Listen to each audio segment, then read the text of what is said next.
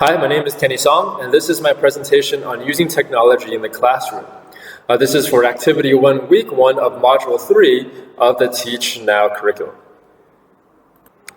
So for this activity, I conducted interviews with several teachers on their experiences of using technology in the classroom. I also conducted a student survey, which I handed out to my own students in assessing their various hobbies and interests, their learning styles, some of the challenges that they face in the classroom, and also their access to and comfort with technology. Finally, I did a literature review to supplement my findings from my teacher interviews and student survey. With my findings, I will be discussing the use of technology in the classroom at different grade levels, also the use of technology specifically for English learners and students with special needs, and finally, how I use technology in the classroom.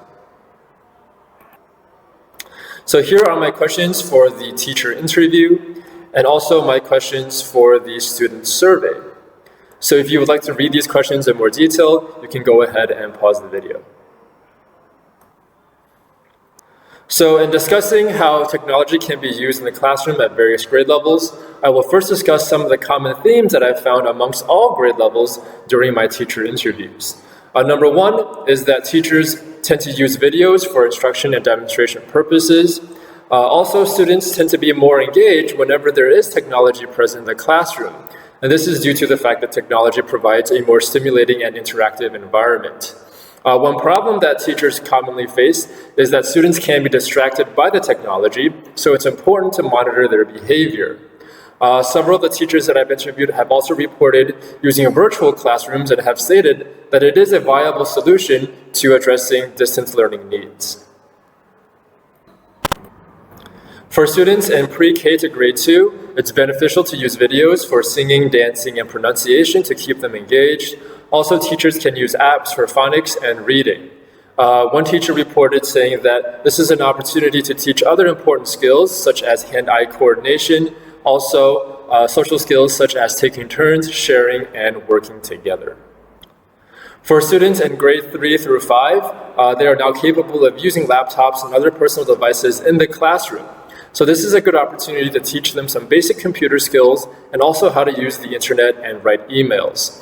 Some of the more common apps and websites that teachers have reported using are Quizlet for assignments and formal assessments, and Kahoot for learning games and trivia.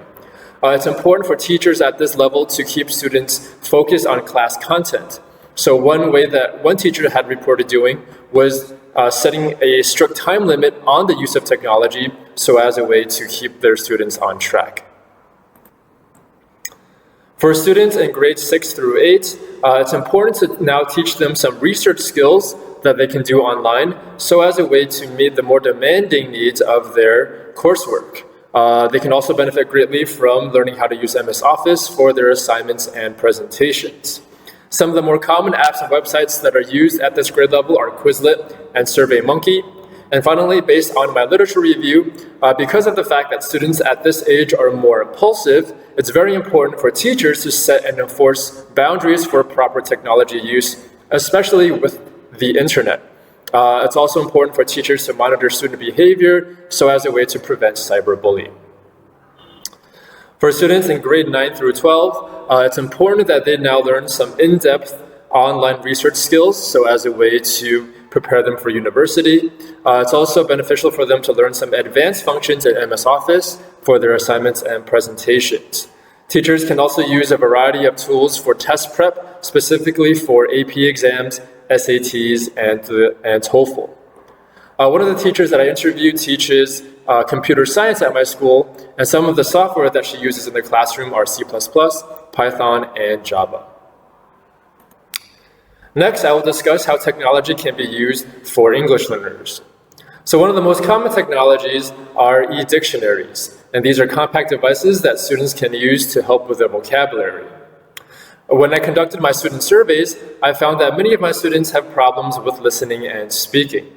So to address the listening problem, teachers can use a variety of media to provide more practice for their students.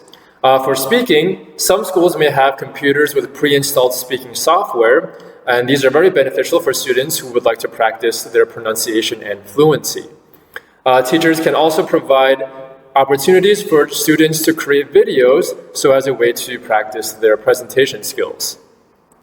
It's also important to note that students may be uncomfortable asking questions in class, and this may be due to a lack of confidence in English. So as a way to promote better communication between teachers and students, I recommend using messaging apps and email.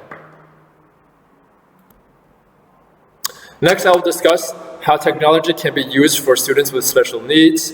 So based on my literature review, there is no single solution that can suit the needs of all students. The most effective technologies are customized to fit specific student needs. Students that fall into this category are often more reliant on their teachers, so technology provides a way for students to take more autonomy in their learning, and this also creates the opportunity for a more flexible environment for student and teacher interactions. Technology can provide differentiated learning, not just for special needs students, but for all students, in that it can help students learn at their own pace and be less affected by others. Next, I will provide some personal insights on using technology in the classroom. When I conducted my student survey, I found that my students were more comfortable in teacher-centered environments as opposed to student-centered or self-directed ones. And this can be due to cultural reasons and also the fact that our courses are very exam-oriented. So in the classroom, I like to use a mix of both teacher-centered and student-centered strategies. Number one, I can provide structure and guidance to my students when they need it. And also, my students are able to develop some very important skills such as independence, critical thinking, and problem solving. In regards to technology use, I like to incorporate a lot of video and media in my instructions, and also I encourage my students to develop their research skills and also to use technology for assignments and test prep. So that's it for my presentation. These are my references. Thank you for watching.